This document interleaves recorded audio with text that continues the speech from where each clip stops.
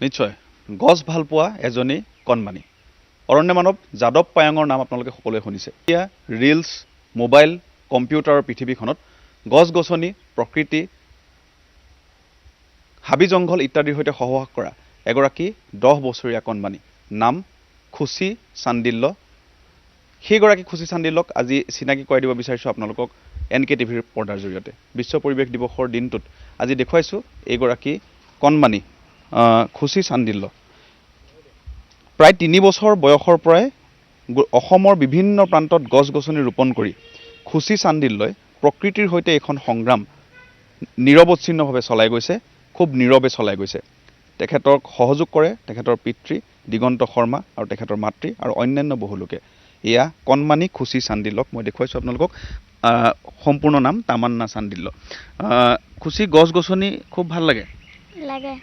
তুমি কিমান বছৰ হ'ল গছ গছনি ৰোৱা মনত আছে? 4 বছৰৰ পৰা ৰুই আহিছোঁ। ৰুই আছা? আজিলৈকে কি গছ ৰুলা তুমি? আজিলৈকে আম, কঁঠাল, লেচু, মধুৰি আদি বহুত ৰুলা। আৰু তোমাক মুখ্যমন্ত্ৰী মহোদয়ে লগ পাইছে, কেন্দ্ৰীয় মন্ত্ৰী সৰ্বানন্দ সোণোৱাল ডাঙৰীয়া লগ পাইছে, মনত আছেনে কথাবিলাক? আছে। কি বুলি কৈছিলে সৰ্বানন্দ সোণোৱাল ডাঙৰীয়া? কি বুলি কৈছিলে? কৈছিলে কি তুমি গছ পুলি ৰুবলৈ নিবা, ডাঙৰ হ'লেও ৰুই থাকিবা। আৰু মুখ্যমন্ত্ৰী মহোদয়ে কি কৈছে? মুখ্যমন্ত্ৰী মহোদয়ে কৈছে কি সেইটো কিবা লাগিলে মোক ক'বলৈ। আৰু কোনে কোনে তোমাক লগ পাইছে? আৰু বহুত মানুহে লগ পাইছে। সকলোৱে উৎসাহ দিয়ে? দিয়ে।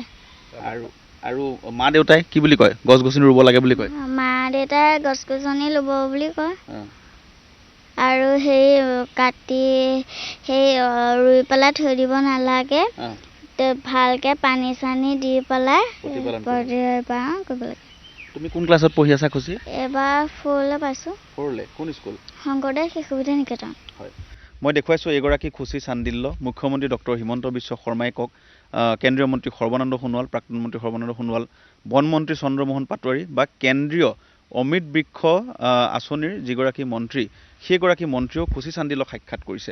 আজি প্ৰতীকী ৰূপত এটা স্থানত আমি দেখুৱাইছোঁ যে খুচিয়ে গছ গছনি ৰোপণ কৰিছে, কিন্তু খুচিৰ প্ৰকৃতিৰ প্ৰতি অৱদান অত্যাধিক আৰু অধিক। প্ৰায় 3 বছৰ বয়সৰ পৰা আজি প্ৰায় 10 বছৰ বয়স হ'ল।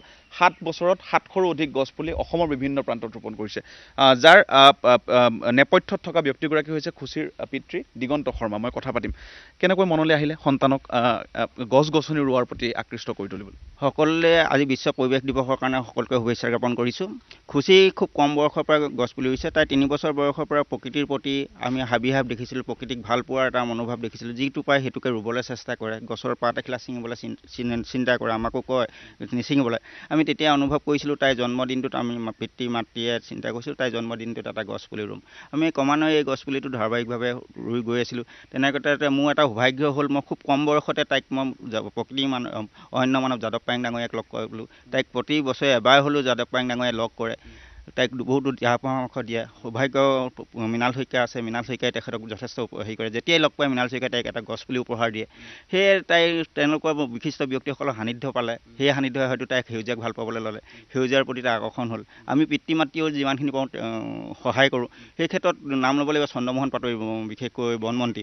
তেখেতে খুচিক খুব ভাল পায়, খুচিৰ খবৰ খাতি আজিও লৈ থাকে। আমি চৰকাৰৰ পৰা কি পাইছোঁ কি নাই পোৱা এইটো আমাৰ বিচাৰ্য বিষয় নহয়, কিন্তু বনমন্ত্ৰীগৰাকীয়ে তাইক লৈ যি উৎসাহ, যি উদ্দীপনা, বন বিষয়া সুশীল ঠাকুৰ ডাঙৰীয়াই যি পৰিকল্পনা তাইক লৈ কৰি আছে, আমি তেওঁলোক কেতিয়াও পাহৰিব নোৱাৰোঁ। যিটো অমৃত বৃক্ষ আন্দোলনৰ আৰম্ভ কাৰ্যসূচীত চেণ্ট্ৰেল মিনিষ্টাৰ প্ৰহ্লাদ সিং পেটেলৰ সৈতে ৰাণী বনাঞ্চলত খুচিয়া হোৱা আৰম্ভ কৰিছিলে। সেই সম্পূৰ্ণ চন্দ্ৰমোহন পাটোৱাৰী ডাঙৰীয়াৰ আশীৰ্বাদত আমি সেই কাম হেৰি কৰিছোঁ। শেহতীয়াকৈ জিলা বন বিষয়া সুশীল ঠাকুৰে খুচি বিষয়ে গম পাই স্থায়ীকৈ ৰুবৰ কাৰণে টেঙানীত প্ৰায় যথেষ্ট সংখ্যক মাটিক তাইক অনুমোদন প্ৰদান কৰিছে। আমি তাত ৰুই আছোঁ। এনেদৰে অসমৰ বিভিন্ন প্ৰান্তত আমি গছপুলি ৰোপণ কৰিছোঁ। মোক যথেষ্টখিনি সহায় কৰে। খুচিক যোনে যায় আপুনি গম পাব, খুচিক নজনা মানুহে খুচিক খুব উৎসাহিত কৰে।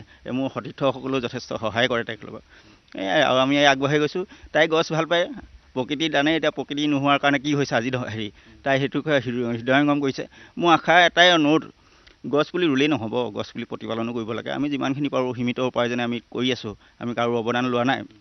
গতিকে মই প্ৰত্যেক অভিভাৱকসকলক মই এটাই অনুৰোধ কৰোঁ, তেওঁলোকৰ ল'ৰা ছোৱালীক এবাৰ হ'লেও যাদৱ পায়েং ডাঙৰীয়াক ওচৰত সাক্ষাৎ কৰক, যাদৱ পায়েং ডাঙৰীয়াক সাক্ষাৎ কৰক, মৃণাল শইকীয়াৰ ওচৰলৈ এবাৰ নিয়ক, এনেদৰে নিয়ক। তেওঁলোকে প্ৰকৃতিয়ে তেওঁলোকক লগ পোৱাৰ লগে লগে গছ ভাল পাবলৈ শিকিব, আৰু গছ ভাল পালেই আৰু আমাৰ চামক আমি গছ ভাল পোৱাৰ কথা ক'ব নোৱাৰোঁ। গতিকে এইসকলকহে আমি উৎসাহী দিব লাগিব, আৰু প্ৰকৃতিক ৰাখিবৰ কাৰণে সেইসকলক লৈ আমি কাম কৰিব লাগিব। মই ধন্যবাদ জনাইছোঁ এইগৰাকী পিতৃক, ধন্যবাদ জনাইছোঁ সেইগৰাকী মাতৃক, যি পিতৃ মাতৃয়ে উৎসাহ দিয়ে নিজৰ সন্তানক গছ গছনিক ভাল পাবৰ কাৰণে। খুচি ৰাইজলৈ কিবা বাৰ্তা দিবা নেকি? গছ গছনিলৈ কিবা বাৰ্তা দিব বিচাৰিবা নেকি? গছ গছনিলে মানুহলে মই এইটোকে ক'ম, গছ নাকাটিব, আৰু এটাকে কাটিলে 10 জোপাকে ৰুব। ধন্যবাদ জনাইছোঁ এইগৰাকী খুচি তামান্না চান্দিল্য ওৰফে খুচি হিচাপে ৰাজ্যৰ বিভিন্ন প্ৰান্তত পৰিচিত। কেন্দ্ৰীয় মন্ত্ৰী হওক, ৰাজ্যৰ মুখ্যমন্ত্ৰী হওক, বন মন্ত্ৰীগৰাকী হওক, খুচিৰ খবৰ নোলোৱা ব্যক্তি নাই। অৰণ্য মানৱ যাদৱ পায়েঙৰ সৈতে তেওঁৰ সান্নিধ্য, বিভিন্ন ব্যক্তিৰ সৈতে সান্নিধ্য, আৰু গছ ভাল পোৱা মানুহৰ সৈতে সান্নিধ্য খুচি অথবা তামান্না চান্দিল্যৰ। এইগৰাকী তামান্না চান্দিল্য আগবাঢ়ি যাওক, বিশ্ব পৰিৱেশৰ দিনটোত আমাৰ তাৰে কামনা। এনেধৰণে খুচিৰ এই সংগ্ৰামখন নিৰৱচ্ছিন্ন হওক, অবিৰত হওক আৰু সফল হওক।